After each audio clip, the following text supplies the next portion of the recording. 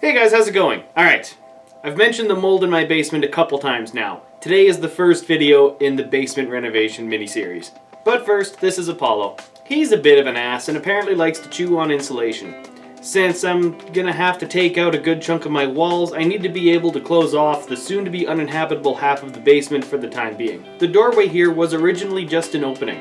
My first thought was to buy a door, but a non-hung door would have cost me at least $50 depending on the style, and wouldn't include any of the needed hardware. My next thought was to build one, since I already have all of the materials I would need, therefore free. So I head out to my shop and pull out some of the reclaimed 2x12s I had in stock, and a sheet of this high-density fiberboard.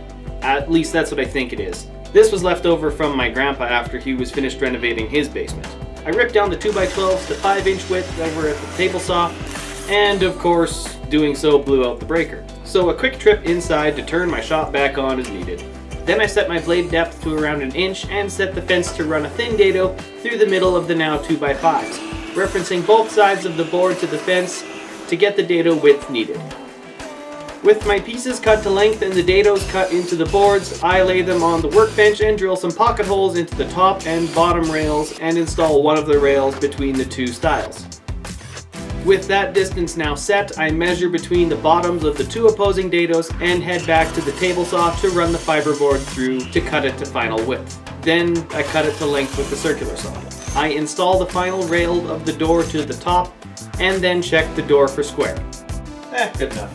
Now that I have my door built, it's time to install the doorknob. I drill out the hole for the doorknob with my hole saw and the barrel hole with an auger bit. And after marking out all of the hinge locations, recessing the mortises with a chisel.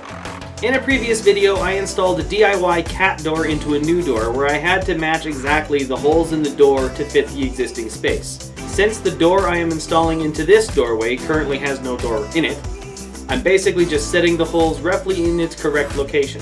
Since this door is only going to be temporary, I am not concerned with it being 100% correct. As long as it closes and stays closed when I want it to, I'm happy.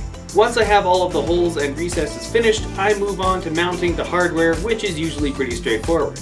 In my case, I drilled out the doorknob holes a bit too small, so I deepen the barrel hole with an auger bit in an extension. And with my jigsaw, I widen out the doorknob hole where I need, since apparently I didn't have the correct size hole saw.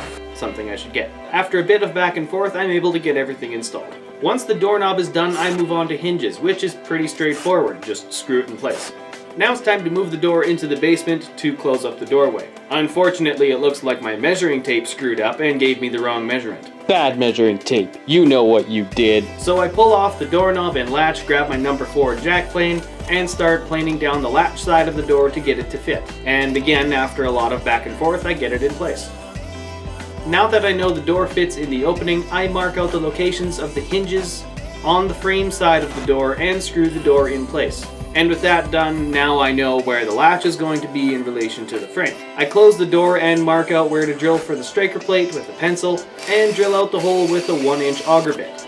Then I reinstall the latch and doorknob into the door. Next I install the striker plate. With the chisel I mortise out the recess for the striker plate to sit in, since the door won't close if it's just surface mounted. This temporary work is definitely leaving a lot of permanent damage. With that done, I finally double check and make sure the door actually closes, which it does. But it is far too easy to push the door too far past the latch, so I head back into the shop and cut down some MDF baseboard to 1-inch width. Then I take the pieces back inside to trim the inside of the door frame to keep the door from opening too far. Since this is just a temporary setup, I just use a couple brad nails to tack them into place. As I'm recording this voiceover, it has been installed for approximately 1 year and is still working just fine. The basement has since been returned to its pre-mold state, and I plan on releasing those videos as soon as I get around to editing them. But we're not quite done down there yet, so the door stays up.